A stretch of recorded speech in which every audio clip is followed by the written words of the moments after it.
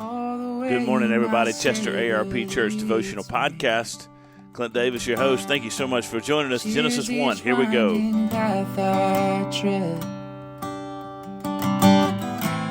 Gives me grace for every trial. Feeds me with the living bread. All right. Well, thank you so much for joining us this morning as we talk about Genesis chapter 1. We continue to read the Bible. We discuss it. That's what we do at the Chester ARP Church Devotional Podcast. We're going to be in Genesis chapter 1. I'm going to pick this up in Genesis chapter 1, verse 26, and go to the end of the chapter. We've read this a couple times before already. We'll read it again, but here we go. Then God said, "Let us make man in our own image, according to our own likeness. For they will rule the fish of the sea, the birds of the sky, the livestock, the whole earth, and the creatures that crawl on the earth." So God created man in his own image. He created them in the image of God. He created them male and female. And God blessed them, and God said to them, "Be fruitful and multiply, fill the earth and subdue it. Rule the fish of the sea, the birds of the sky, and every creature that crawls on the earth." And God also said, "Look, I have given you every seed-bearing plant on the surface of the entire earth, and tree whose fruit contains seed. This will be food for you, for all the wildlife of the earth, for the bird of the sky, and of every creature that crawls on the earth, everything having the breath of life in it. I have given every green plant for food." And so it was. And God saw all that he had made, and it was very good indeed. Evening came, and morning on the sixth day. Now, as we get to the conclusion of Genesis chapter 1 this morning, we've already talked in previous podcasts about God creating man and woman in his image, creating them male and female in two distinct genders. Verse 28 tells us something very important this morning, where we're told that God blessed them, the male and the female, blessed them, and God said to them, "Be fruitful and multiply, fill the earth, subdue it." And so this is kind of the mission that God gave to his people after he created them from the Garden of Eden. This is the original commission, as it were, that God said to Adam and Eve, "Listen, this is what I want you to do. I want you to be fruitful. I want you to multiply. I want you to subdue the earth. I want you to fill the earth and subdue it."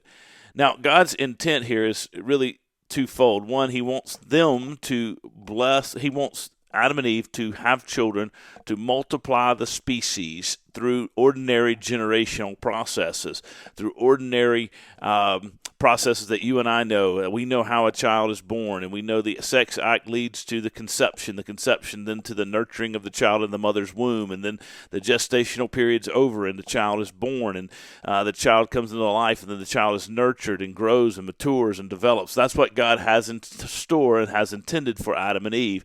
He wants them to have children. He wants to multiply his image on this earth. Remember, Adam and Eve are unique creatures. You and I are unique creatures. We are created in the image of God according to the testimony of the Bible. That means that when God told them to increase upon the earth, he told them to fill the earth. He meant he wanted his image bearers to increase on the surface of the earth. He created Adam out of the dust of the ground. He created Eve out of the rib of Adam, and then he wants them to then create, acting in the image of God, the action of creation, as it were, new life, and that new life would then fill the earth and bear the image of God. Remember, God wants to have image bearers with whom he can share his love, and whom he can love and he can live in relationship with, for he walks in the garden, and we'll see that in chapter 2. He walks with Adam and Eve and has a relationship with them. And so he wants them to fill the earth. To do that, they've got to have more children.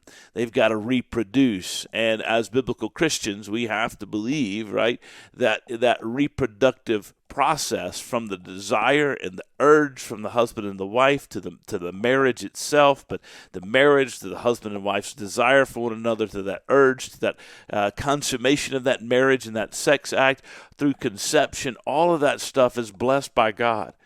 And so we believe naturally then the result of all of that, the result of the marriage and the reproductive act and the urge to reproduce and to have a fulfilling sexual relationship between husband and wife, all of that stuff combines as part of it. The result is a child that is conceived. And we have to believe that if God blessed them, Adam and Eve, and he has put them in he's given them the command to fill the earth, and he is blessing the process with new life, then of course we have to believe the result of that sex act is new life, and it is blessed by God. And so therefore we have to honor that new life. And so from a philosophical standpoint, we have to believe that the life of the unborn is precious.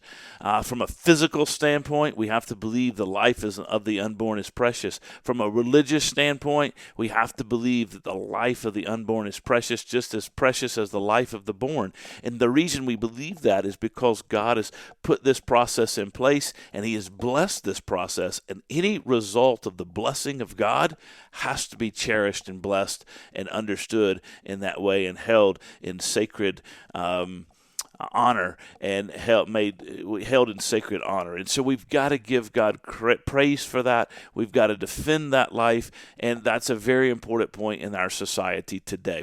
I'm going to end there. We'll pick it up tomorrow with the rest of this chapter in the chapter 2. You guys have a great day. God bless you. I'll see you tomorrow.